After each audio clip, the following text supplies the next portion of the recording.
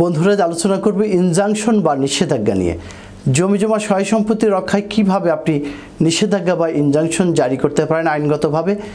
কেউ যদি আপনার স্থাবর বা অস্থাবর জমিজমা সহায় সম্পত্তি অন্যায়ভাবে দখল করতে চাইলে কিংবা বেদখল হওয়ার আশঙ্কা সৃষ্টি হলে কিংবা আপনার দখলকৃত জায়গাকে অন্যত্র বিক্রির চেষ্টা করলে কিংবা শরিকানা সম্পত্তি ভাগবাটোয়ার বাদেই কেউ যদি বিক্রির অপচেষ্টা করে তাহলে আপনি কিন্তু এই সকল কাজ বন্ধে রীতিরকম আদালতে গিয়ে ওই সম্পত্তির উপর নিষেধাজ্ঞা জারি করতে পারেন।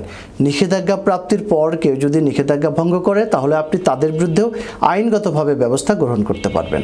কিন্তু নিষেধাজ্ঞাটা কেন, কখন, কিভাবে আদালতের মাধ্যমে এটা আদায় করতে হয় সে সকল বিষয়ে বিস্তারিত কথা বলতে আমি PM সিরাজুল ইসলাম সিরাজ প্রামাণিক আইনজীবী, বাংলাদেশ সুপ্রিম কোর্ট আজ আপনাদের মাঝে হাজির হয়েছি। তবে মূল আলোচনা শোনার আগে আমাদের ল টিপস বিডি চ্যানেলটি সাবস্ক্রাইব করুন, বেল বাটনে ক্লিক করুন।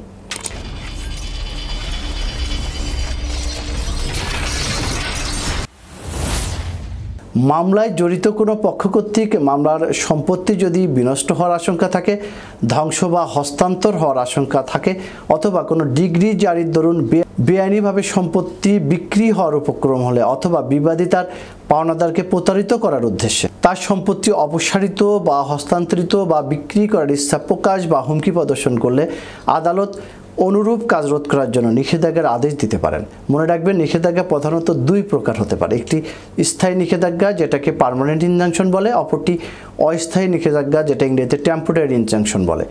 স্থায়ী নিষেধাজ্ঞা অনন্তকালের জন্য চলতে পারে আর অস্থায়ী নিষেধাজ্ঞা পাওয়ার জন্য কোনো আলাদা মামলা করার দরকার হয় না।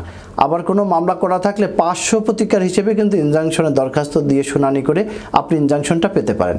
আর একটি নিষেধাজ্ঞা আছে, সেটা হচ্ছে নির্বাহী ম্যাজিস্ট্রেট যখন বুঝতে পারেন যে গণ উপদ্রব গুরুতর আকার ধারণ করতে যাচ্ছে অথবা এখন মারামারি বা দাঙ্গা বেঁধে যাওয়ার উপক্রম হয়েছে সেই স্থানে, সেই অবস্থায় ম্যাজিস্ট্রেট 144 ধারা জারি করতে পারে। এছাড়া দখল এবং বেদখলকে কেন্দ্র করে শান্তি শৃঙ্খলা অবনতি এমনকি রক্তারক্তি, খুন জখমের সম্ভাবনা থাকে। এই সব থেকে রক্ষা পেতে ফৌজদারি কার্যবিধির 145 ধারায় মামলা দায়ের করা যায়। আবার আপনি 1877 সালে সুনির্দিষ্ট প্রতিকার আইনের 55 ধারা মতে আদালতে গিয়ে আদেশমূলক নিষেধাজ্ঞাও আপনি জারি করতে পারেন।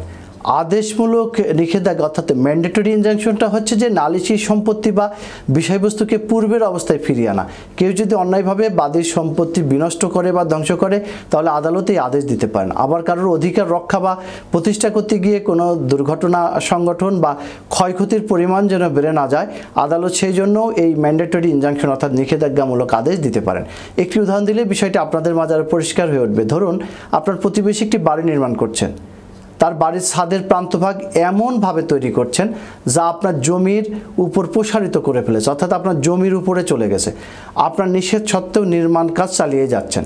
আপনার ওই প্রতিবেশী আপনার জমির উপরে যতখানি ছাদের প্রান্তভাগ তৈরি করেছে অর্থাৎ যতটুকুন আপনার জমির উপর চলে গেছে ততখানি ভেঙে ফেলার জন্য আপনি 1877 সালে সুনির্দিষ্ট প্রতিকার আইনের 55 ধারা মতে ম্যান্ডেটরি ইনজাংশন অর্থাৎ আদেশমূলক নিষেধাজ্ঞা চেয়ে আদালতের রীতিরকম মামলা করতে পারেন। সম্মানিত ভিউয়ার্স, এই বিষয়ে যদি আপনাদের আইনগতভাবে আরও কিছু জানার দরকার হয় কিংবা উচ্চ আদালতের সিদ্ধান্ত, injunction drafting, mandatory injunction drafting কিংবা অন্য কিছু, তাহলে আমাদের সাথে যোগাযোগ করতে পারেন। ভিডিওর স্ক্রিনে mobile number, email, WhatsApp number দেওয়া আছে। আমরা উপযুক্ত সম্মানী প্রাপ্তির মাধ্যমে আপনাদেরকে আইনি সহায়তা দিয়ে থাকি। আজ এ পর্যন্তই। সবাই ভালো থাকবেন, সুস্থ থাকবেন। আমাদের চ্যানেলটিতে সাবস্ক্রাইব করতে ভুলবেন না।